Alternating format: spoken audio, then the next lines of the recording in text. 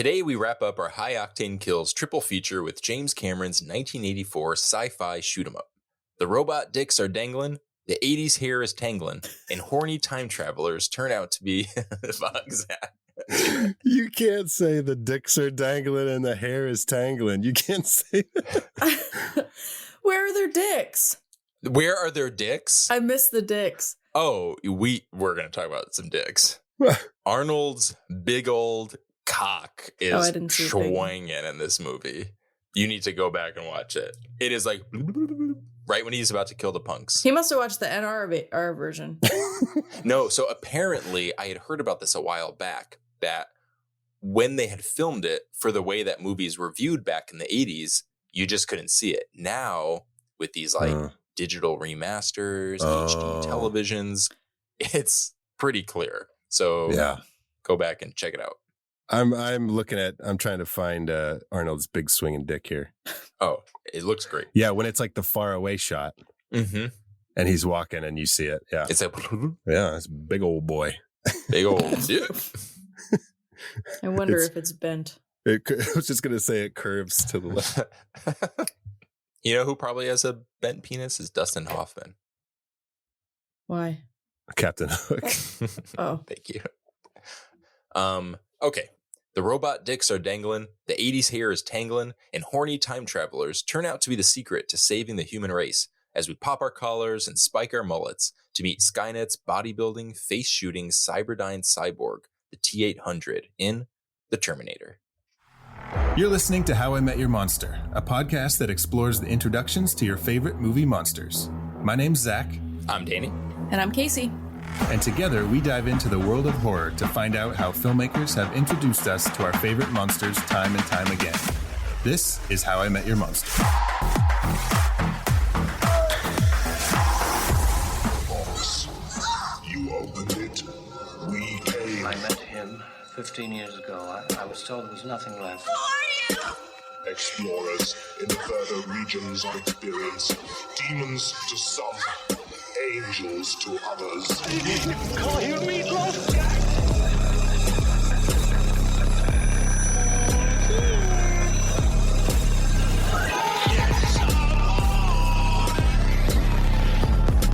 Surprise, Sydney. Come on, don't be chicken shit. Welcome to How I Met Your Monster, the show where we discuss the introductions to your favorite movie monsters. Today marks the end of our High Octane Kills triple feature, and we could not be going out in a better fashion. 80s fashion. 80s fashion, yeah. 80s fashion, also the same as year 2029 fashion. They're basically wearing the same thing in the future as they are in the past. Yeah. Oh, that cracked me up when it said 2029. Yeah. I'm like, they had big dreams. Yeah. Well, hey, the way things are going, that's only 4 years away. That No. There's a possibility. Yeah. You get Elon Musk driving one of those big fucking hunter-killer drones. He's like, I can't make it to Mars. I'll just make a... I would take a robot war against humans over like an Elon Musk-led revolution. You know what I mean? Like if he was the villain I was fighting, like, this fucking timeline sucks. Fucking Arnold dick. I mean, villains are usually fucking nerds, so it makes sense. Yeah. That's true. Yeah. I mean, it is kind of like he's like the worst Bond villain. Yeah. You know, where you're like, what's the motive? What is his plan? This is so stupid, but... but guys, we're talking about the Terminator, if you haven't picked up on that yet. Yeah. Yeah, if you didn't look at the title episode. James Cameron's The Terminator, which, speaking of fashion, there's a little bit of product placement in here, which seems kind of crazy because I don't think Nike would have maybe they did to agree to have, because this was like a low budget, like James Cameron had only made Piranha 2 and he had been fired off of that.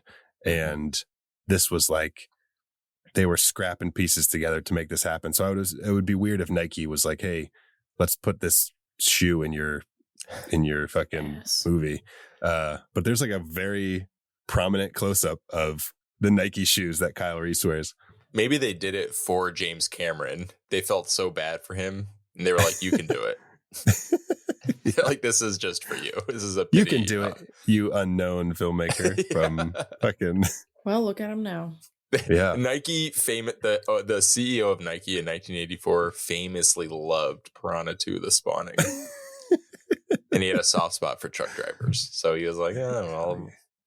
He's like, find me that filmmaker. Yeah. I want to be in his next movie.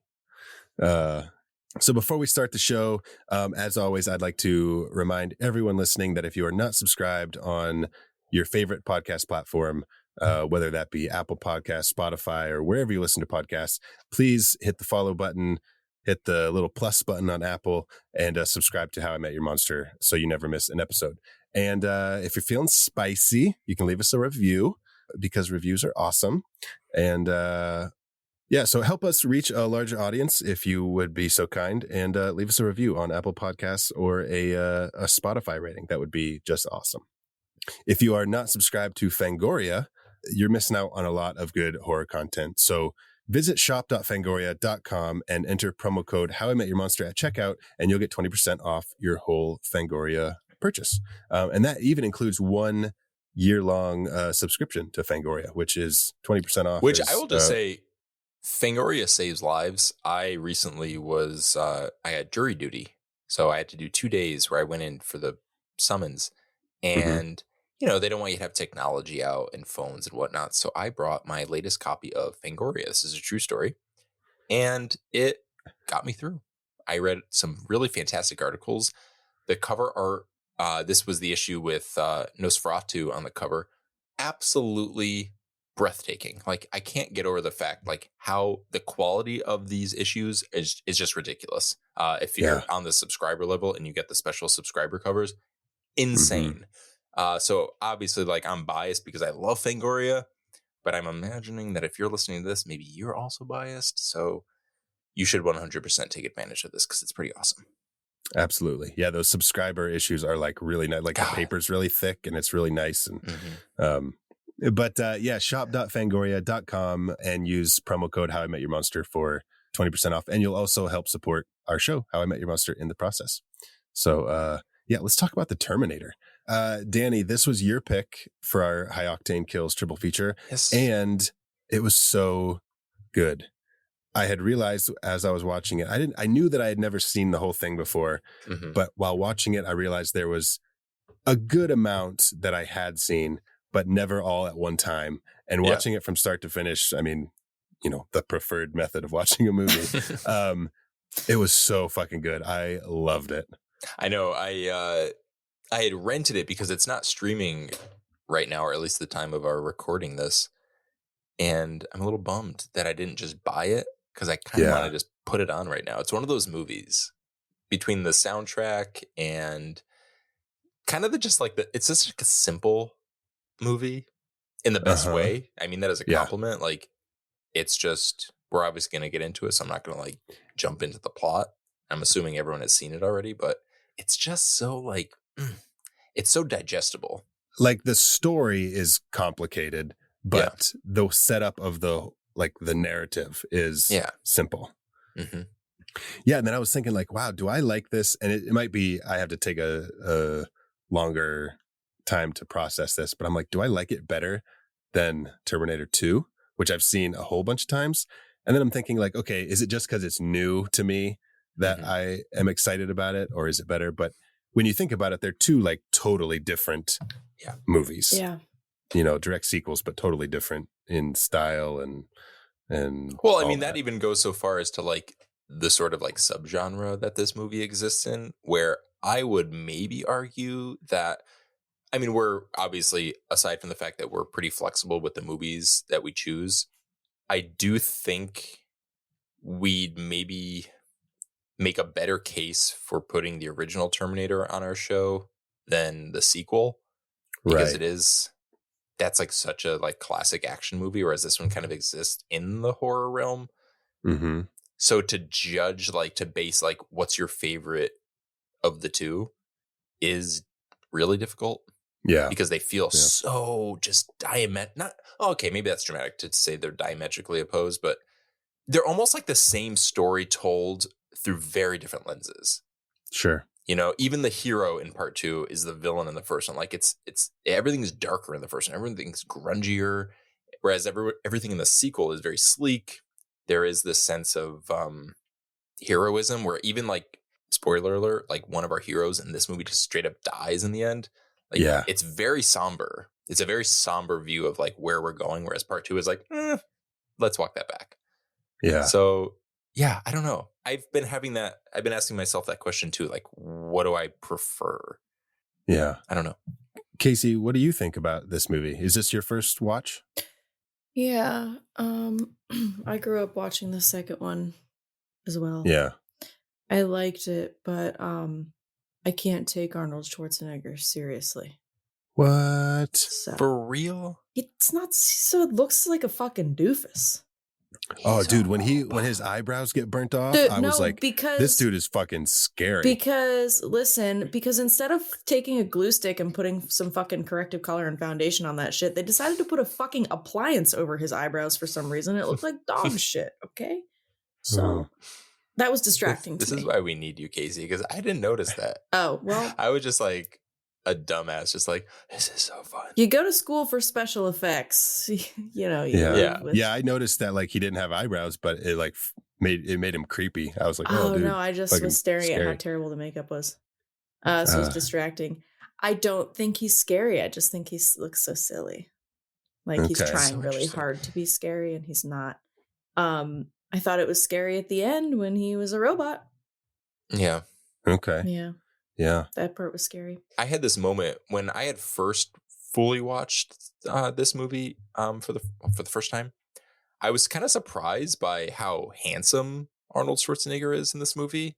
Mm-hmm. Because I always just know Arnold as like the action hero. Yeah. And to see him in this very early role with very like minimal dialogue. So he really is just like a visual. Mm-hmm. And I was like, wow, he's so handsome and like yada, yada, yada. And then to see that, like how he's broken down Yeah. visually in order to show that he's not a human being, I thought they did a really good job with, which I thought, and maybe it was because I had like that surprise, like response to how he looked initially in the movie. And I'm not just saying that because he was naked. I was going to say, you just liked his look. I thought he looked great in a jacket too. Mhm. I think it made me especially kind of aware of how disorienting he looked, like with just like subtle changes, like Zach, like you said, like the lack of eyebrows, or obviously when you start to see like his the endoskeleton being shown through the skin. That's what I loved about the movie, and I think that's why I think Schwarzenegger, aside from like we're obviously going to talk about his performance as we go, but like just from like a visual standpoint, I thought that's why the casting, it was just done very well, because he is such like a spectacle to look at. He's so big and he's so handsome and he's so like he's this like literally like I don't know, like just a model. We get it, Danny. You think Arnold Schwarzenegger is hot. Yeah, we know he's got a huge dick, Danny. We know.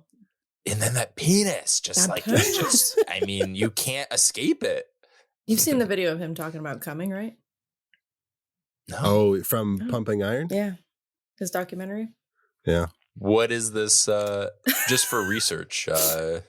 Pumping Iron is the name of the documentary, and he talks about how when you work out, it feels like you're coming. Yeah. When I work out, it feels like I'm crying. Yeah, I don't feel like know. I'm dying. Yeah, Yeah, We're doing it something feels wrong. like as close to death as I've ever been. we're doing something wrong. He used to like, and he says this, I think, in the documentary, he used to tell other bodybuilders bullshit advice I was gonna say, on purpose. yeah. That's So that he hilarious. could get farther in life. Yeah. So he's shiesty. So But, Danny, you think that Arnold is so handsome as the Terminator. Do you know who was originally set to play the Terminator? Someone I who's do. not handsome. a man who was called too likable to play the character, which is hilarious. Oh, really? Assuming we're talking about the same Who was it? actor. Who was it? Also an athlete turned actor, by the way. We should mention. Really? 1984. I wonder if we're talking about the same person. Lance Henriksen. Oh, yeah. We're not talking about the same person. Oh, yeah. Lance Henriksen was. Wait. Danny, was it O.J. Simpson? Yeah. Oh, He's just too likable. he's too likable. We want a Terminator, someone who can he really literally was a Terminator. Someone who can he really literally was a Terminator. evoke the feeling of He terminating literally someone. murdered people. Yeah, OJ was also in talks. But Lance Henriksen, James Cameron had worked with him on Piranha 2, and he brought him in, and he was supposed to like Lance Henriksen had done all this like stuff to like be the he like put like metal on his teeth, and he did all this stuff to like act like the Terminator. Aww. And he like went into the audition with the executives, and like they were like freaked out because he was supposed to arrive with James Cameron, and James Cameron was late or something, and so Lance was just there like freaking people Covered out. in aluminum foil. I feel like that's not the first time Lance Henriksen went into a casting agent and freaked everyone out. Well, there's also like James Cameron also did like a painting of Lance Henriksen where like half his face is like the fucking endoskeleton. Mm-hmm. And then somebody gave Arnold the script, and he wanted to meet with James Cameron, and James Cameron like was like, no. Well, he wanted to go in for Kyle Reese. For initially. Kyle Reese. Yeah. And James Cameron was like, no, I don't want this. But since I'm so new, I can't just turn away Arnold. I have to like That's funny. play ball. So he had planned to meet Arnold and make Arnold not like him so that they didn't get along. And That's then so funny. it would just like fall apart. But when he met with him, Arnold was like, hey, I want to play the Terminator and not Kyle Reese. And then he was like, looking at him, he's like, actually, he'd be really good. And so once they got Arnold to sign on as the Terminator, then they got greenlit. Wow. Wow, he sold out Lance Henriksen. What a little Yeah. bitch. Yeah. So, Just but yeah, kidding. OJ Simpson too. I can't imagine, like, genuinely can't imagine O.J. Simpson. Obviously, like, we now only know the Terminator as this bulking figure, but then I Right. guess if you look at something like T2 and even some of the other Terminator sequels, a lot of the actors who play the kind of like cyborg villains aren't as, visually menacing. Like, they're not bodybuilder types. So Right. I guess it's just hard to remove that from it. Okay, I just sent you guys the picture of Lance Henriksen as the Terminator. Check that out. Ooh, I like this. Is this the official? This is the real one? Yeah, that's James Cameron painted that. Oh, wow, that's cool. See, this feels even more horror Yeah, it friendly. does. Like, because Lance Henriksen has such like a spooky kind of look to him. Yeah. You know what's funny? Lance Henriksen is the background of my laptop. For real? Yeah, because I have a Pumpkinhead background. Oh, nice. Okay, so yeah, that would have been, I mean, Lance Henriksen would have been cool, but he was ultimately in the movie as the, I loved his character in the movie. He was always trying to like tell stories and getting shut down by the captain or whatever. Yeah, that was good. It was weird seeing him as sort of like I imagine he would be the captain character, like the tougher one, but he was a little on the, I don't know, like you were kind of supposed to not like him as much as the captain. Yeah. But yeah, I still love him. But do you guys know where the entire fabric of this entire franchise was originally weaved? Like where the idea came from? Woven? Tell us, Danny. I will tell you. It literally came from a fever dream.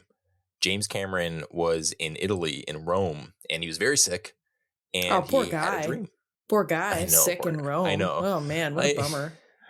No, but he was sick in Rome, and he had a dream that a robotic skeleton creature figure was coming toward him through flames, through fire, and he drew it up. So a lot of, even though James Cameron got all this like great creative team together, who I'm sure we'll talk about, to construct the T-800, the Terminator, James Cameron actually had a pretty heavy hand in the overall look of it.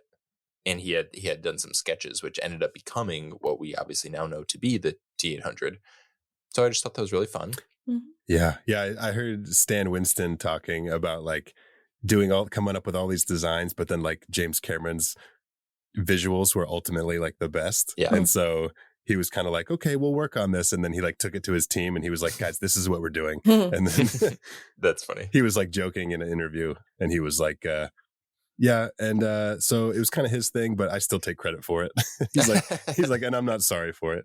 At least Well, I he's feel like honest. Cameron is known for being very much a like a true auteur, where like he has a true vision, Right. and he will make it so for better or worse. Yeah. I know his reputation precedes him, and I'm sure there's plenty of tabloids and rumors about who he is behind the scenes, but you can't deny the fact that the man is a hell of a filmmaker. Yeah. Yeah. But Casey, I thought you would appreciate this if you didn't already know it, but Rob Bottin was originally offered the role as special effects artist on this film. But do you know what film he was working on that prevented him from doing the Terminator? Oh, I would have to think, and I don't want to do that. He was working on The Thing. Oh. But then Rob Okay. Bottin, or it was either Rob Bottin or maybe they just went to Dick Smith, who did the makeup for films like The Exorcist and The Sentinel and Scanners. He recommended Stan Winston, who was fairly new in his career. He was very early in his career at the time. Interesting that they already knew who Rob Bottin was when he hadn't really done anything yet. So I actually don't know enough about him. So yeah. Well, I wonder because maybe like because it was low budget, Yeah. they were like found someone. Maybe his name was enough of a. well, James Cameron and his writing partner and producer on this, Gail Ann Hurd, they came up together in like the Roger Corman world. And so I wonder if Rob Bottin. Well, Roger Corman produced Piranha 2. Okay. So that makes sense that there's something. Yeah, but I'm wondering where, like, maybe there's a connection with Rob Bottin somewhere in that like maybe that's why they went to him. Maybe they knew him from something. Yeah. I don't know. And if at this point he wasn't the Rob Bottin that we know him today, maybe he was just, less expensive, but good.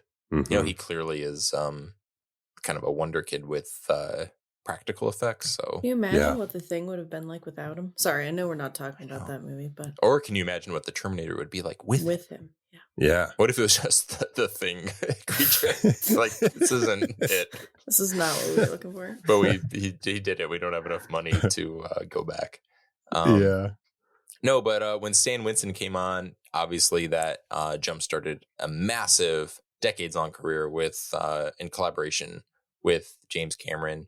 And as far as the T-800 goes, which it's fairly, this is pretty much speaks for itself when you watch the movie, but it is the actual like endoskeleton part of it is a combination of stop motion and a wearable suit that was actually puppeteered. It was this giant metal puppet strapped onto this puppeteer named Shane Mahan's shoulders. And then they had obviously other people working the eyes and movements and whatnot. But I just thought that was pretty cool that you think of like this day and age. Yeah. I mean, there literally are Terminator sequels where it's just CG. Yeah. Well, the puppet looks really good. I couldn't tell. Yeah. Obviously, like you can tell when they do the stop motion and stuff, but I was like, is that Right. a full size fucking animatronic? I Yeah. think they made a full size animatronic for like one or two shots, but like anytime that you see the Terminator from just like the chest up, like the endoskeleton from like the chest up, that's what Danny was describing. Like somebody's wearing that on their shoulders and like moving around. And then the feet, when it's like walking up the stairs and stuff like that, those were like separate pieces and just like insert shots, which that's so cool how they just like, how you can like envision that and be like, okay, here's what we can do. We won't have to make the whole thing move. We'll make this part move, and and then we'll shoot it like this, and we'll do it like that. Yeah. That's just so. I love that shit. I love it. Yeah. I would also be remiss What? to Yes. not point out the fact Man, that this early on, you're going to be remiss this early on? I'm remiss pretty early. It's a pretty early No, remiss. he's not being remiss. Oh yes, it's a lack of remiss. Yeah. A lack of remission. That's how you know it's gonna be good. Like there's not that much remiss already. Yeah. They're so early on. But I just want to give a nice little shout out to two people before we kick this episode off. Stan Winston, who was credited as the special Terminator effects creator. He's an Oscar-winning makeup and SFX designer. He won Oscars for Aliens, Terminator 2, and Jurassic Park. He also has done another How I Met Your Monster movie that we have done, End of Days. I also want to give a shout out to the makeup department head, Jeff Dawn. After this movie, he has basically been the makeup head on every single one of Arnold Schwarzenegger's movies. So clearly, a very positive relationship happened here. Other How I Met Your Monster. Hold on. I know, Casey. Danny missed a very big Stan Winston credit, but let's let him finish talking about Jeff Dawn, and then we're going to come back and point out his mistake to his face. Okay. I also want to point out a few other How I Met Your Monster movies that he did the makeup for: Jingle All the Way, Deep Blue Sea, and End of Days. And Dawn actually shares an Oscar with Stan Winston for their work on Terminator 2, the sequel to the movie we're about to talk about. So Cool. Oh, okay. Yeah. Okay. Oh, yeah. I mean, I guess Arnold was just like fucking, I guess he's just like a treat to work with. Really? I mean, at least that back then, I don't know, if that's still the thing, but That's funny. still the case. But That's cute. Gentle giant. they said like people would be like hard on themselves and tired and stuff, and Arnold was always like cracking jokes and making people laugh and do stuff like that. So yeah, he must have had a good relationship with Jeff Dawn. But Danny, what's the Stan Winston credit that maybe is a perfect horror movie that Casey maybe loves, that maybe Lance Henriksen is in, that maybe Stan Winston actually directed? I actually think I remember seeing this when I was scrolling through IMDb. And you're saying, fuck it. Even as I was looking at it, I was like, I feel like I'm missing something, because I was putting an emphasis in my notes on movie he's won Oscars for. Oh, okay. But I would be remiss to Again. not point out the fact that Stan Winston did the makeup effects for the Lance Henriksen classic in a movie we have done on the pod. Yeah. Pumpkinhead. Yeah. Yeah. It's on her G-damn background monitor right now. Her background. Yeah. G-damn it. G-damn it. G-damn it. The only film he ever directed. Oh, I did not know that. Didn't he do a Gnome Named Norm? Was that a short? What? No, it's got Anthony Michael Hall in it. Did he do it? Yeah, I think so. Oh, I thought. Oh, we need to do that on the podcast. Is it a horror movie? No, it's like a stupid little sort of a kids movie, but not a kids movie at all. Stan, my man. What are you doing, my man? Question for Zach. Is Pumpkinhead behind the Patreon paywall, or is it accessible to all of our listeners? So Pumpkinhead is actually episode 21. Is it really that early? Yeah, it is. And so that is only available to Patreon subscribers at this time. So guys, what are you waiting for? What are you waiting for? Patreon. What are you waiting for, huh? What are you waiting for? What are you waiting for? What am I waiting for? What am I waiting for? So yeah, that is only available to Patreon subscribers. So check out our Patreon, patreon.com/howimetyourmonster. You can join as a menace or a maniac.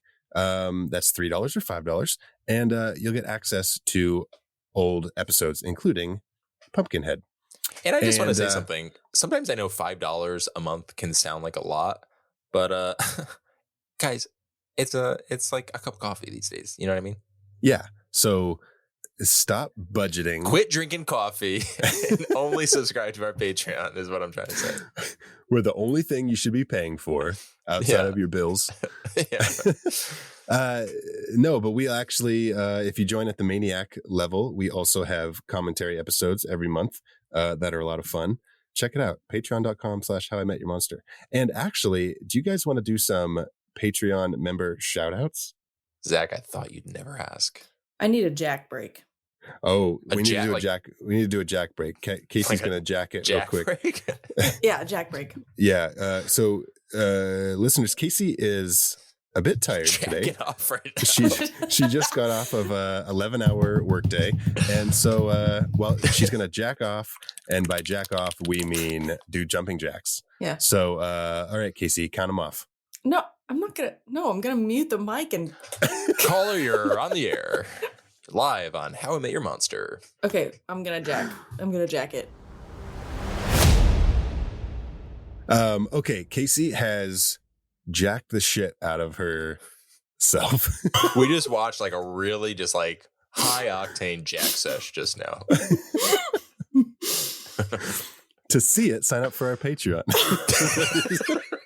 Hey man, whatever it takes. Whatever it takes.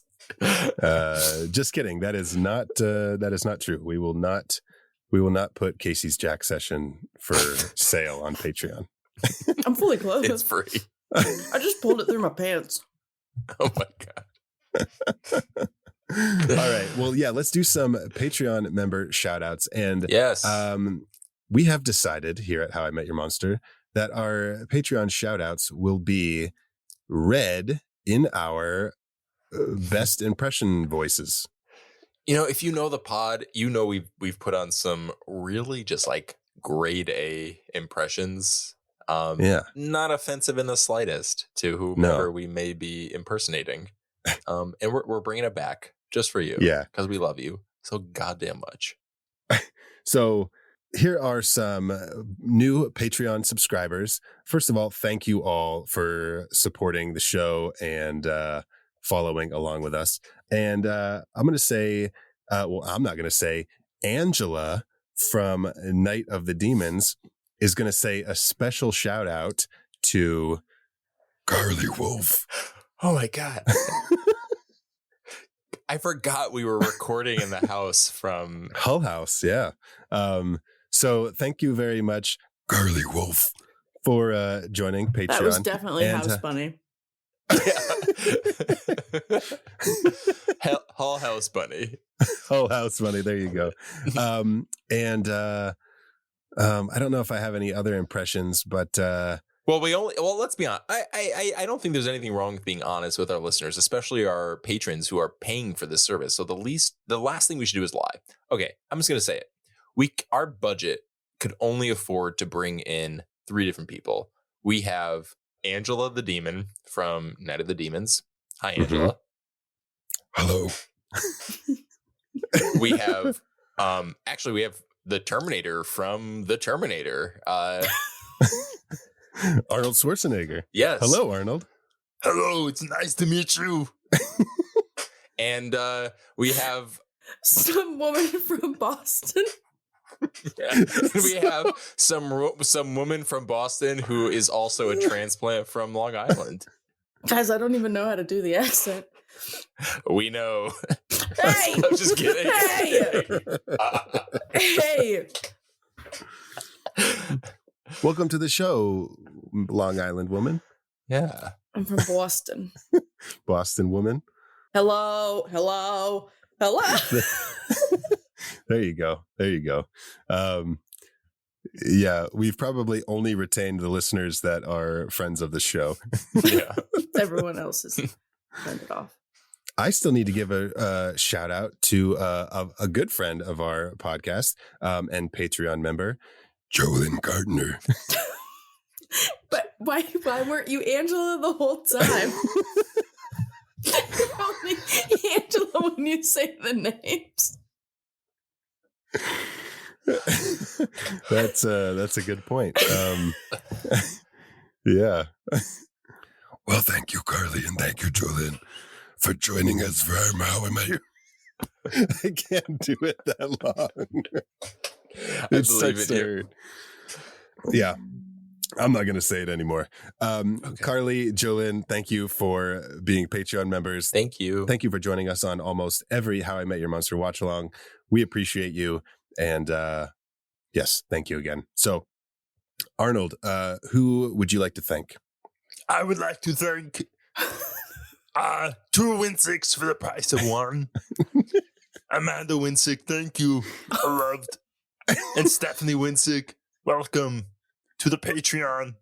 You somehow went Christopher Walken mixed with Arnold Schwarzenegger. Who am I but, the Christopher Walken of Arnold Schwarzenegger impressions. Yeah, so lady from the Boston. Northeast. I'm from Boston.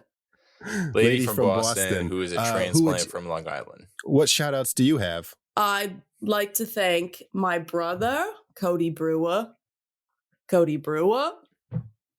And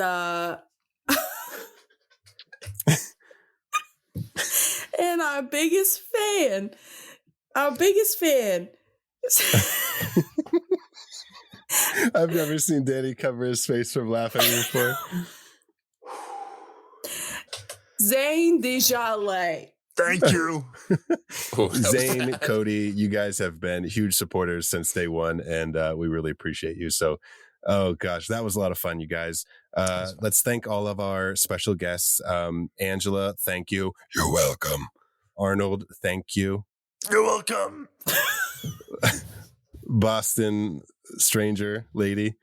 You're welcome, and I won't be back because of all the ridicule that I get for my accent. I'm never coming back here.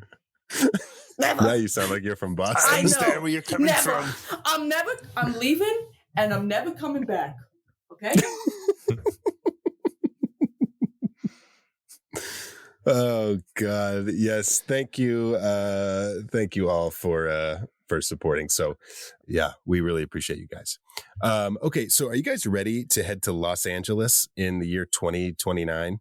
I'm not gonna lie, I'm a little worried about losing all of my clothes during this time travel process because I know that's what happens. Yeah, do they just like Only organic material zapped off? can make it through. Oh, okay. Yeah, what Okay. if that's not the case? There's just a guy who runs the time who like selects Take it your off. clothes to Take it remove. Remove clothes, enter. Let's get naked and head back to 1984, Los Angeles. Let's fucking go.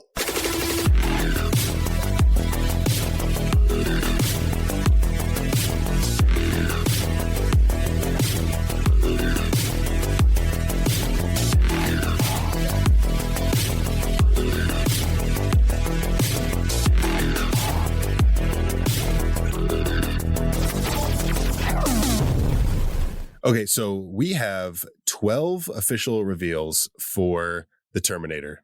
And an official reveal, if you're new to the show, an official monster reveal is anytime the monster in the movie is revealed to the characters in the movie or to us as an audience. So we have 12 official for this movie. But before we get started, Danny, since this was your pick for our High Octane Kills triple feature, would you please read the synopsis of the Terminator from IMDb? Happily. Thank you. A cyborg assassin from the future attempts to find and kill a young woman who is destined to give birth to a warrior that will lead a resistance to save humankind from extinction. Nice. Pretty good. Nice. Not bad. We've had our issues with IMDb synopses in the past, but I have to say, Yeah. And sometimes I've been reading the Amazon synopsis as well because it's sometimes a lot better. I actually prefer IMDb's to Amazon. Amazon is a cyborg assassin from the future comes to present day LA. boring. And what's nice about Amazon is that their like synopsis is always like straight and to the point. Yeah. But I think this one time is almost like too much. Too much, exactly. Yeah. It's IMDb's is good. So we jump into our first official monster reveal right in the opening, right when the movie opens. We're in LA 2029. We're in the future. Mhm. There are broken buildings, skulls laying everywhere, which the skulls were actually like miniature little tiny skulls because this was all miniatures. Oh, so all the skulls on the ground were just like half an inch big or an inch big. And then so that's pretty cool. But our first reveal is the hunter killer drones flying over the thing. And then like the tanks too, that are just like rolling over and crushing the skulls. And, you know, I was thinking like, we've seen this image so many times from like, I mean, even growing up watching Terminator 2, like you see this image the same. So it's like, it's lost its impact a little bit. But like, if you really think about it, the ground is just covered in human skulls. Yeah. And the machines are just driving over them. It's so dark. The world has essentially, I mean, for all intents and purposes, it's ended. You know, like there really are just a few humans in existence. And obviously the movie kind of digs in a little deeper as far as like what is happening in this future. Like there's obviously a resistance. But yeah, that's a good point. You kind of forget that Armageddon has basically happened. And in any Armageddon situation, maybe there are a few like leftover humans. Yeah. That's really all we're left with. It's really grim. Which I don't know when the best time to bring this up is, because the whole movie is kind of a time travel conundrum. But it like, you know, and they get into this later in the sequels, but there's no saving it. Mm-hmm. Like it's just, this movie isn't about stopping the end of the world. It's about making sure the guy who helps us get through the end of the world doesn't die. Otherwise, it's what was bleak will just be bleaker. Yeah, because it's not like they can save the day and stop everybody, because then if they stopped the machines, then, you know, this is, I guess maybe this is more for like part 2. Well, like part 2 is, I think, about stopping Armageddon. This is just about aiding Armageddon. Like, yeah, well, but like if they stop, aiding the resistance that has to deal with Armageddon. In part 2, if they were successful in stopping Judgment Day, right, then Kyle Reese wouldn't exist. Yeah. And therefore John Connor wouldn't exist, and therefore none of it would exist. And so, and therein lies the paradox. You know, well, that, you know, they kind of get to that, and we're just starting to talk about Terminator 1, and I'm already jumping to Terminator 3. Sometimes you have to. Oh, 3. Yeah, 3. But like at the end, if you remember Terminator 3 with Nick Stahl, and the nukes start going off and everything, and he was just like, he like basically says like it's fate or whatever. Dark fate. There's just like no stopping it. Like it's just because time has already happened. Oh my God, it's so fucking crazy. But yeah, like the end is inevitable, but the end is also the beginning. So you almost have to like pick your battle. Like, what do you want to stop? If you try to end the thing that is like the cataclysm, you're sort of shooting yourself in the foot, because you're then creating a paradox in which the information you would need to even know to stop this Armageddon wouldn't exist in the first place. So you have to like, it's very like disturbing in a way, because you have to decide like, I know billions of people will die. It's inevitable, but you have to realize like that is out of your hands. It's how do we deal with the repercussions of that? Yeah. Yeah. Damn. Jesus.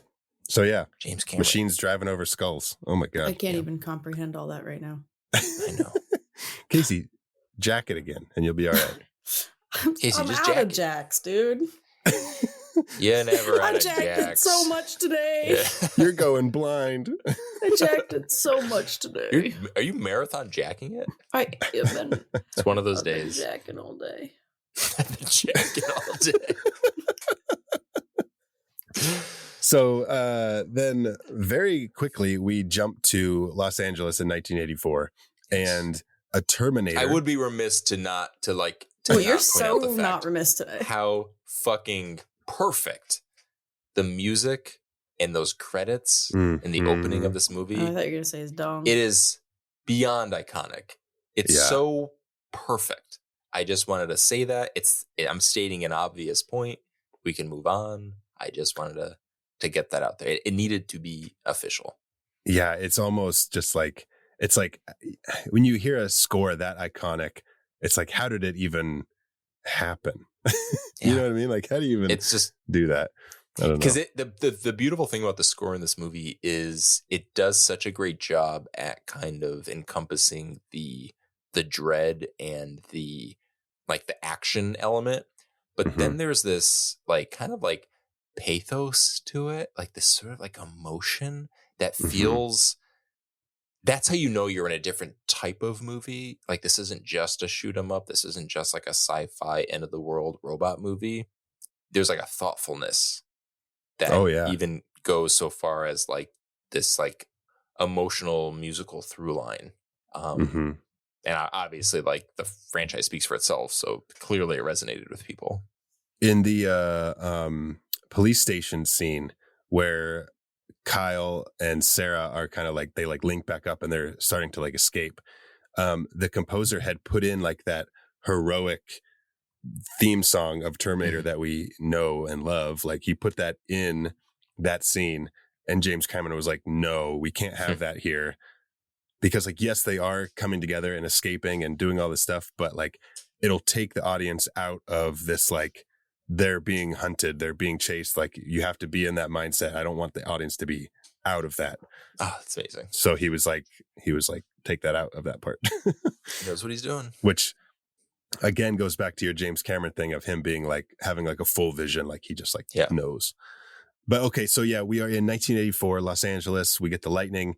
Our second official reveal is Arnold Schwarzenegger, the Terminator, in his birthday suit, dick swinging. Our first monster intro with ass. Yeah. Ooh. And dong. Ass and dong. Yep. Mm-hmm. Casey's thinking, have we seen ass and dong before in a monster intro? I mean, technically Pumpkinhead is naked. That's true. That's true. Yeah. I guess I was going to say this is more human intros, but this is not a human. This is a humanoid. No. Yeah. Listeners, if you have been listening to us since the beginning and you remember something that we are overlooking, please let us know. If there have been more butts and dongs that we missed out on the initial monster introductions. Maybe it's just because we talk about dongs so much. Dude, fucking a lot of dong talk. I mean, we literally been talking about jacking it for about like 30 minutes. Ew, Danny, we're talking about doing jumping jacks. Get your mind out of the gutter. That's what I mean. Isn't a dong what you do when your hands are flopping around when you're doing a jumping jack? Danny, when we've been saying jacking this whole time, have you thought we were talking about masturbating? Ew. Not even like a little bit. Ew. What? Good. Grow up. Ew. That's God. Crazy. All right, I'm going to go jack it. I'll be right back. Okay. Yeah, Danny, you pointed out Arnold's swinging dick in this one. I had to go back and watch it again to find it. You know, the only thing that I noticed about this scene was fucking Bill Paxton. Yes. Yeah. Bill Paxton as the punk. Well, which is technically our next reveal, which is a consecutive. It's kind of like one. Oh, yeah. And then Good the next. point. But yes. Yeah, that's our third official reveal when the Terminator, he goes to find the clothes. And I knew it was Bill Paxton because of his voice. Oh yeah, yeah. It wasn't the tire tracks on his face that gave it away. I was like, what is that? He had like his I don't know if it was a tattoo or what, but it was like a tire ran over his face. Game over, man. It's like treads, like tire treads. But yeah, fucking the Terminator just fucking rips that guy's heart out. Yeah, and you know, we had talked about this being like, is it a horror movie? Is it whatever? And like, that was one of the first moments where I was like, I mean, right at the beginning of the movie, I was like, holy shit. He just fucking punched through that guy's chest. It's the execution of these interactions. Cause like we've seen movies where like, I mean, even in T2, like robots like kill people, but it doesn't feel necessarily like horrific in terms of like horror movie standards, I guess. But the way that they shoot this one and with the practical effects and the gore that they emphasize, it's like, oh no, like this is 100% a monster. He's not just like some like badass villain. Yeah. Oh, so great. So this is our third official monster reveal when the punks meet the T-800, which we should point out is the official name of the Terminator. Oh, if you want to know a little bit about the T-800, I'll tell you. It's Cyberdyne Systems Model 101. Fuck yeah, bro. Yeah. He's an infiltration unit. He's part man, part machine. Underneath its hyper alloy combat chassis is it's microprocessor controlled. It's fully armored. He's very tough. But outside it's living human tissue. Oh my God. Flesh, skin, hair, blood, grown for the cyborgs. It can't be bargained with. It can't be reasoned with. It doesn't feel pity, remorse, or fear.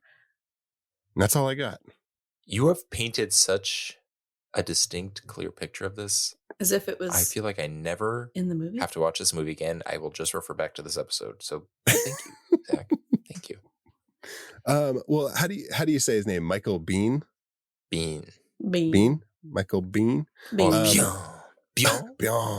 He was talking and he was saying that like all the exposition in the movie comes from his character. Like he tells everything about what's going on and what happened and everything. Sometimes Sarah's not even listening. He's just spilling the beans. So, you know, everything I just said about the Terminator comes from his scene in the car where he's telling her all about the Terminator. And, you know, he had said in an interview that like normally in a movie, like that's like a deal breaker. You get into someone just talking about exposition and it's so boring and that's where you lose people. But the way James Cameron shoots this movie is that anytime he's giving exposition is in the middle of like a car chase or they're being shot at or they're hiding from the police or something. And so like it doesn't feel stale. Like it just and also there's always like, something going on where it's the conviction, because like you literally, we understand Sarah isn't going to buy this because we are on, you know, we're in her timeline. So like we wouldn't buy it. So like we get it. He's basically pitching the future to her. And that's such a great, I never thought of it like that. Yeah. Like it's exposition that is not only necessary, but also it helps that we saw the T-800 perform all of this like really gruesome shit. And then it's because still, if you think about it at this point, unless you've been like just watching the trailers and everything, you're like, what the fuck is going on? Like, who is this guy? Yeah. You don't know he's a robot. Yeah. Like there's a lot to digest. Like there's only so much time we have. Like I have to just tell you this. Otherwise you're going to be very lost. Right. Yeah. Also, I know, Casey, you had mentioned Bill Paxton. I think this is a great time to just kind of pour one out for the late Bill Paxton, who was a kind of a James Cameron staple, starting with this movie. He also played Hudson in Aliens. He was Simon in True Lies. And he also even played Brock Lovett in Titanic. Obviously, outside of James Cameron movies, he was also fantastic. He was a great filmmaker, a great actor, and he is dearly missed. So to Bill Paxton. To Bill Paxton. I have a question that has nothing to do Bill with Brasky. Bill Brasky. Sorry. I have a question that has nothing to do with Bill Paxton. That's fine. When time traveling, you say that what happens to our clothes? They zip zap zap. Why? Because I think only organic material can pass through time. Then why does his skeleton remain? Oh, that's a great point.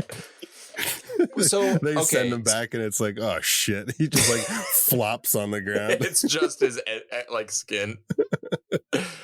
So it's like you hear all that lightning and then it's like the smoke goes away and then it's just like you hear all the and it's like steaming. It's like steaming pile of skin and mush. Anyways. So I don't have an answer. I have no idea. My only guess is Kyle Reese kind of points out later that he sort of hijacked this technology, which I think was from Cyberdyne, correct? I think so. Correct me if I'm wrong. So I'm assuming that whatever technology they created would have taken into account the whatever materials were used for the they just robots. wanted to make sure that we could see Arnold's dong. Yeah. Well, it's funny. I feel like that would have been a creative excuse to get them into like 80s garb. But when they flash forward to the future, they're all kind of wearing the same thing. Yeah. So. Yeah. Cyberdyne's like, send him back and make him intimidating. How do you want me to do that, Sarge? Give him a big penis. Well, we build him with a big dick. That's interesting, too, that he would even need that. Oh, yeah. Well, they said that he's not because Kyle Reese at one point says like the 600 series had rubber skin.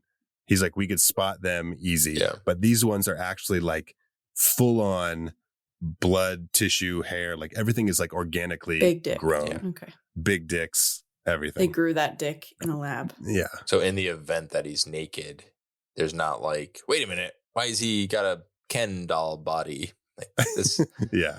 It's the dead giveaway. Okay. So yeah, Kyle Reese doesn't travel as well as the Terminator for many reasons. He's not metal inside and he wasn't supposed to go back anyways. Like you said, Danny, they kind of like hijacked this time travel thing. And then once Kyle went through it, they like destroyed it. So, which was a really cool moment in the movie. I almost got like chills when he was like, there's no way back. It's just me and him. And that's it. Like we're deciding the rest of that, we're deciding the outcome of this. And there's just the two of us. And I was like, oh man, that's fucking creepy. And then in our fourth official reveal, the Terminator goes to the gun store, and there's a little Dick Miller cameo. Went from big dick to little dick. It's a little Dick Miller. Little Dick Miller. And he's always a good character. You know, he always has like his just... We've done a couple Dick Miller movies. He was in... we did Gremlins. We did a watch-along of... Chopping Mall. Watch-along of Chopping Mall. Yes, thank you. Mm-hmm. I don't know if there's any others, but... There's something about him. He's one of those character actors that is so synonymous with the 80s. Yeah. He's just like a kind of a warm blanket. Sure. I don't know what it is. I just really like him. But when he tells the Terminator, he's like, the handguns have a waiting period, but all the rifles you can just take. It's like, oh my God. Great. Yeah, that's how it. Yeah. And I want to say like, oh my God, the 80s, but it's like, it's still like that. I think it's gotten worse. It's the same or worse. Yeah. Oh my God. You can go to Walmart and buy a rifle. Yeah, if the 80s was the Wild West, nowadays is like the post-Terminator Armageddon. We're now just living in that, yeah. Well, Casey, if you go to Walmart and buy a rifle, like, do you have to wait or can you just take it home that day? I don't think so. Oh my God. That's crazy. I live in Oklahoma and you don't even need a permit to open carry a gun. What? You don't even need a permit. What? Really? Mm-hmm. It's fucking disgusting. But even though Dick Miller is a gun salesman in this, I still like him. Oh yeah. He's just trying to make it. Maybe he inherited it from his dad and he's like, how do I get out of this? So like, well, maybe I'll make the best I can. Yeah. He's like, I really don't want to do this, but since I'm here, I might as well sell semi-automatic weapons to strangers. To robots. But he gets terminated, whether that means he gets fired or he gets killed, I don't know, but he gets killed. I'm pretty sure he dies. I'm pretty sure he dies. Okay, moving on to our fourth reveal. No, I'm sorry. Moving on to our fifth reveal. Yeah. The Terminator now kills one of three. Kill Sarah Connor. Oh my God. Guys, the what end. the fuck? He did it. You know what's funny about this is that both him and Kyle Reese look in the phone book for Sarah Connor and they see the three Sarah Connors and then they rip the page out, right? Ever since watching Back to the Future, I've always wanted to find somebody in a phone book and then rip out the page and take it with me. With your luck, though, like there'd be a cop right there like, hey, what did you just do? You're like, damn it. That's public property. You can't do that. Yeah. I like ripping pages from phone books because the paper is really thin. It's so delicate. Oh. Yeah. It's just, what do they call it? Dainty paper? Dainty paper. Dainty paper. Is that, wait, for real? No. Oh. I'd like this printed on your 3-pound dainty paper. I would like this printed on the daintiest paper you have. Yeah. Oh God. Yeah, but okay, so there's 3 Sarah Connors in the Los Angeles area, and he just goes down the list. And fortunately for our heroine, she is the third listed. Unfortunately for the 2 children that this Sarah Connor leaves behind. Yeah. Oh my God. Oh, really? Jesus. Yeah, it's pretty dark. You know, one thing I love though about this Terminator, what is that he knocks on the door. He does knock on the door. So polite. He's very polite. I was like, oh damn, he didn't just like kick it in. What if he did it and then he was like, wait a minute, damn it, I shouldn't have knocked. Now I look soft. Now I have to kill her. Never mind. He just walks away. And then, just in case you were getting comfortable with 1984, we fucking jump forward Back to the Future again. Back to the Future. Yeah.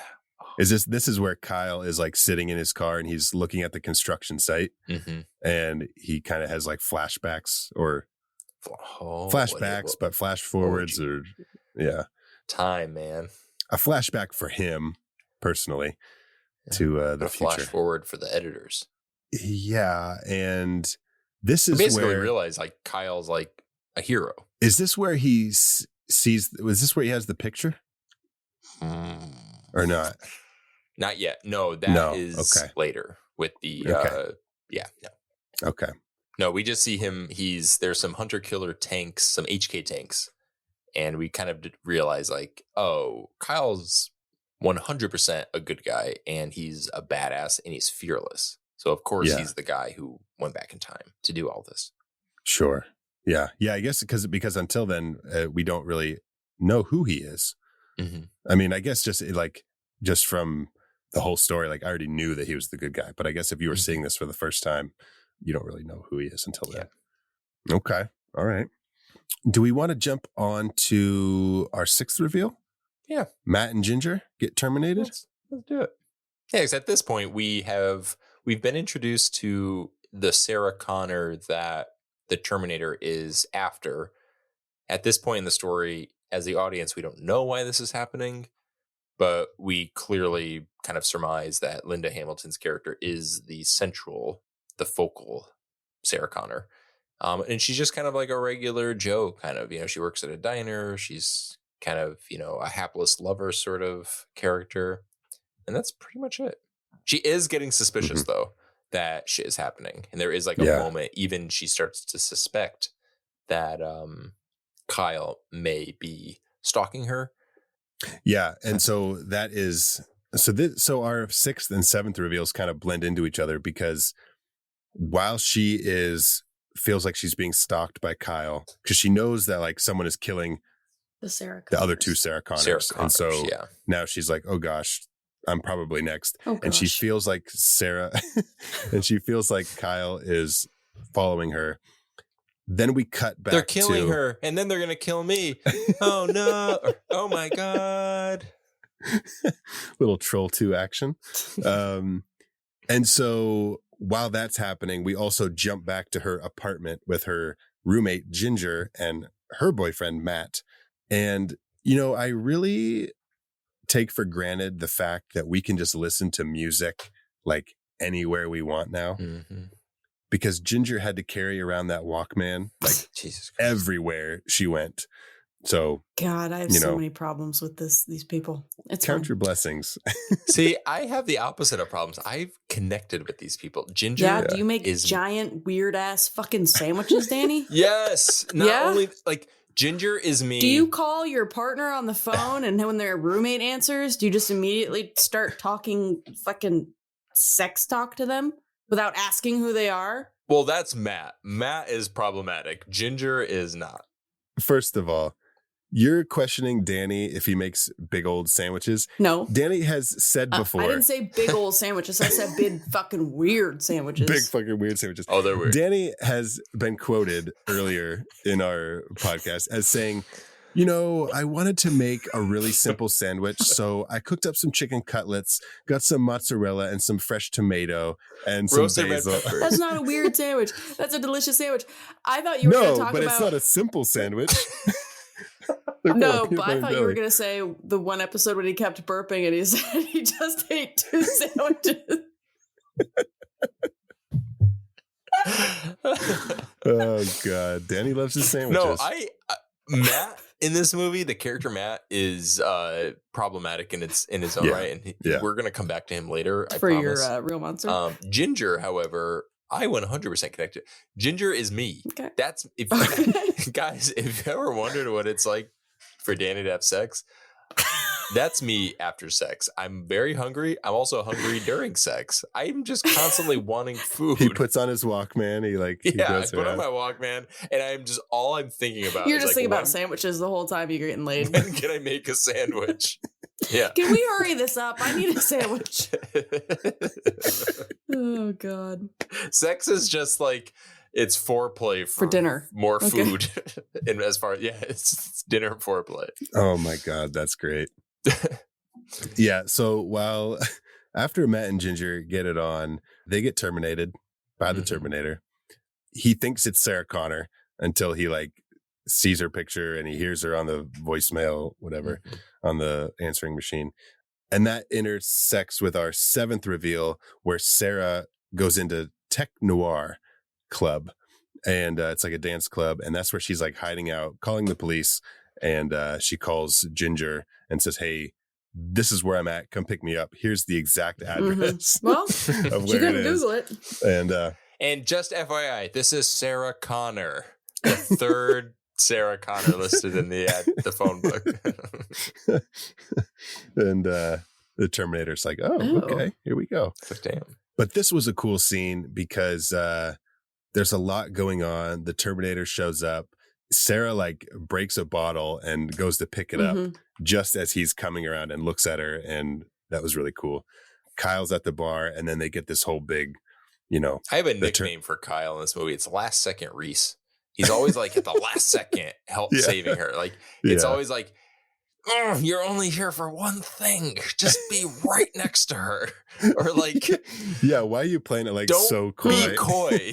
You don't have to at all. There's no ruse you have to put on. Just protect her. Uh-huh.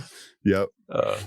Yeah, and the Terminator pulls out like his big, like fucking, not his big dick, Danny. I saw your eyes. Where are we going with I this? saw your eyes get big.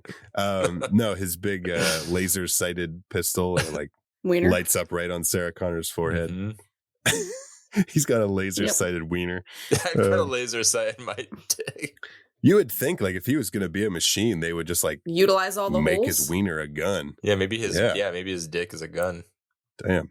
But this was a cool scene. There are so many, so Casey, like you said, I'm just like you. We grew up watching part 2 and had not really seen part 1. There are so many little elements that come back into part 2 that I didn't realize were actually from part 1. So in this scene, when Kyle finally meets Sarah after he shoots the Terminator, he says, "Come with me if you want to live." And I always thought that was like a Terminator thing from part 2. I was confused because I was like, wait, is that not in the second movie? That's funny. No, it is. But it's like the Terminator says it. The another thing is like the voice manipulation, how he can alter his voice to sound like anybody. Oh, yeah. And even in this scene where he gets like shot, where Kyle shoots him and he flies through the glass window and lands on the street. That kind of happens in part 2 in the mall. He flies out the window and lands on the that's fun in the fucking hallway of the mall. And then Dr. Silberman. Mm-hmm. I didn't realize that he was a returning person from the first movie. He sucks. He sucks so hard. Yeah, he's the worst. You suck.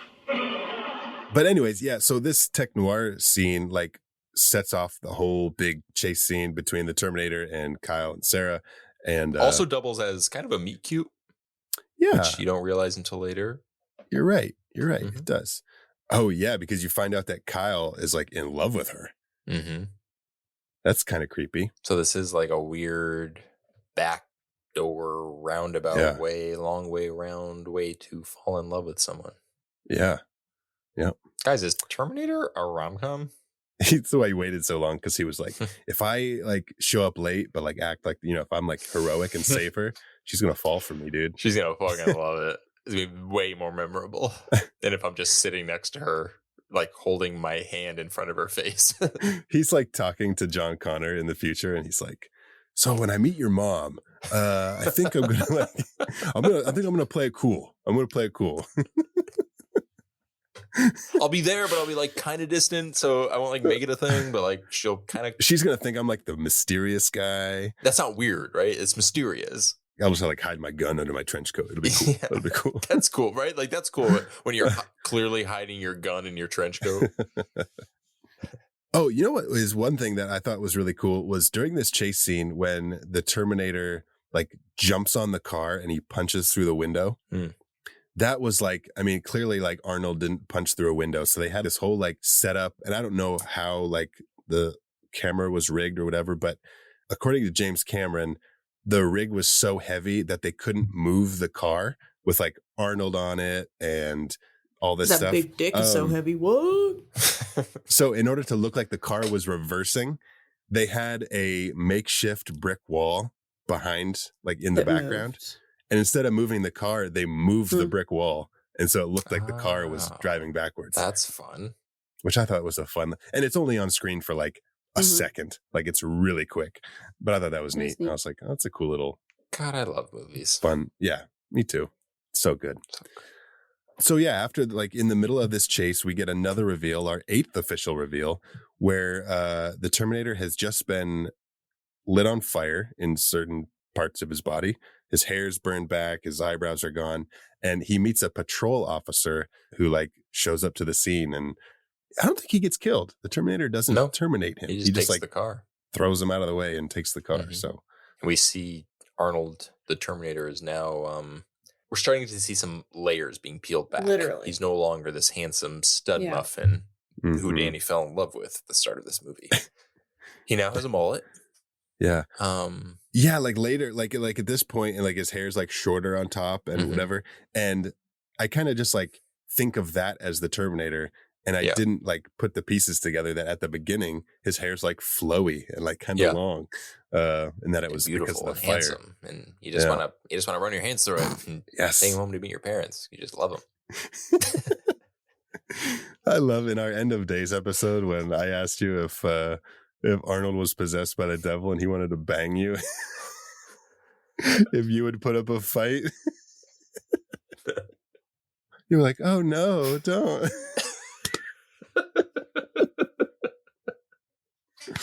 Oh God. Anyways, we're very pro Arnold on this podcast. Yes, we love Arnold, and I lead that charge happily. Okay. And then pretty much all of everything that happens up until our next monster reveal is just a lot of you had mentioned earlier about Kyle Reese's exposition to Sarah. He explains everything. Yeah. And because then so he meets the officer, he takes the car. There's like a fun, like I say fun, it almost made you laugh, like a back and forth with shotgun shooting between Kyle Reese and the Terminator. Like that was the one moment I was like, this is silly.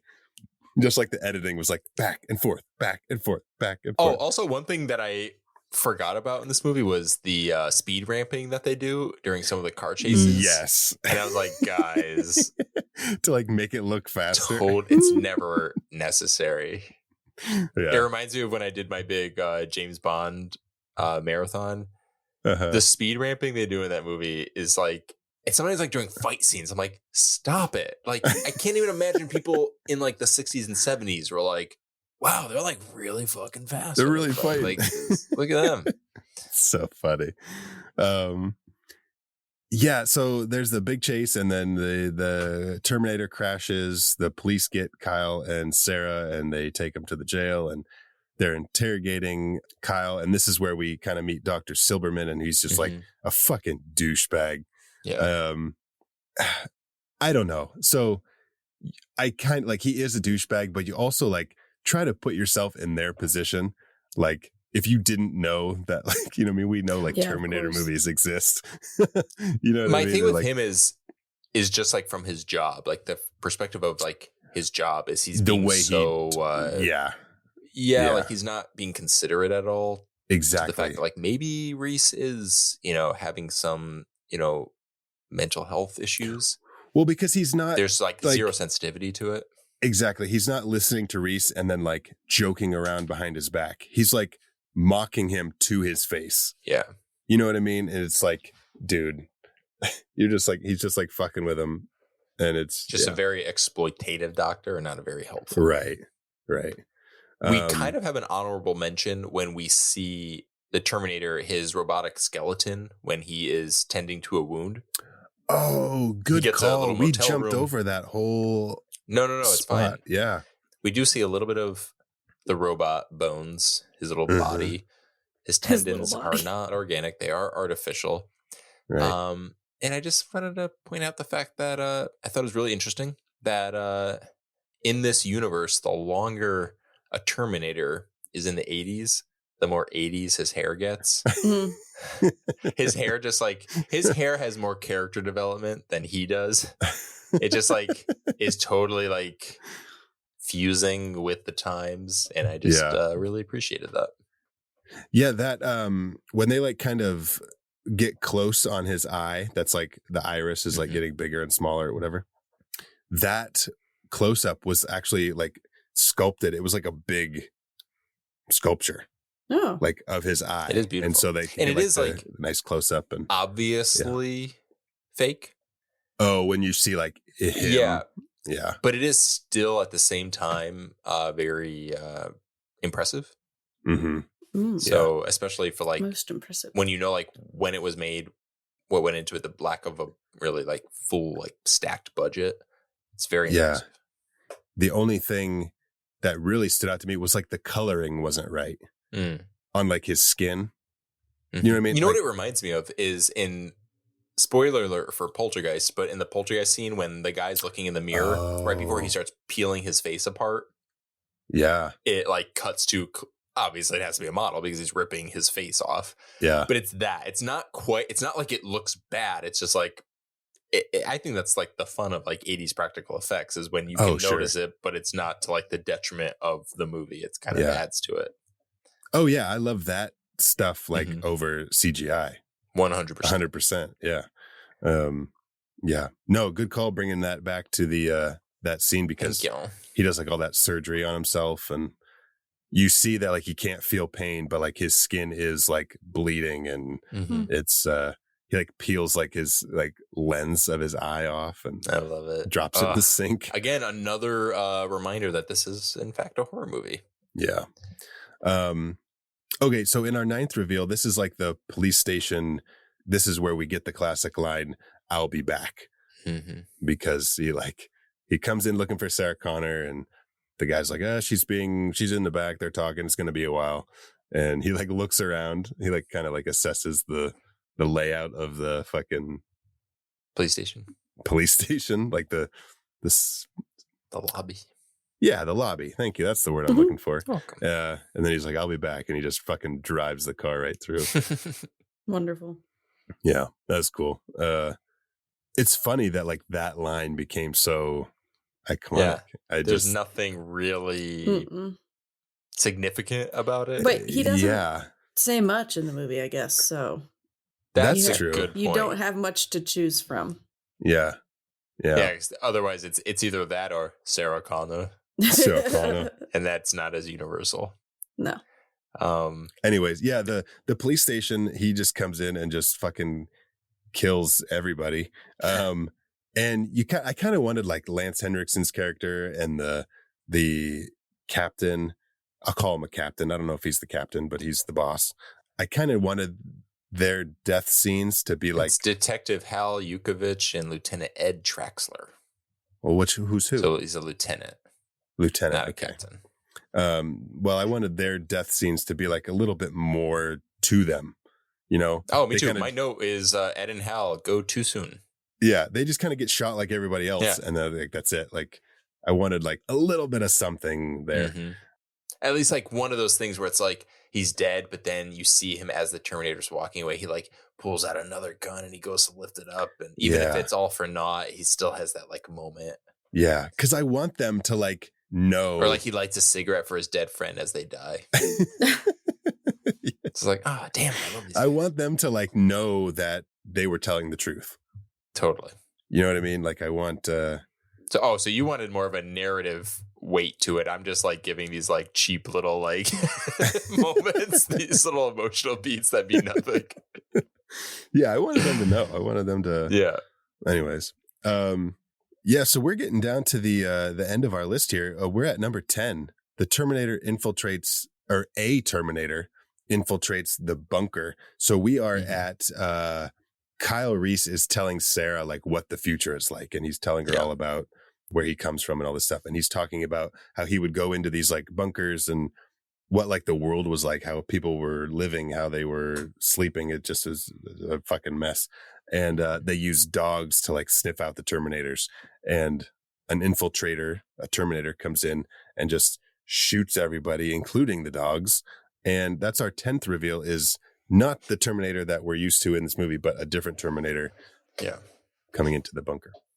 And so this is one of those classic real men don't tell you they got shot scenes where he's been hiding a bullet wound the whole time. And it's like, ugh. Right. I also love when Sarah she's it made me laugh because in that scene, she comes so close to when she's tending his wound to being like, ew, ew, ew, ew, ew, ew, ew, ew. She's like so visibly like grossed out by it. Yeah, she makes a big leap from the first movie to the second movie. Yes. Yeah. Oh, yeah.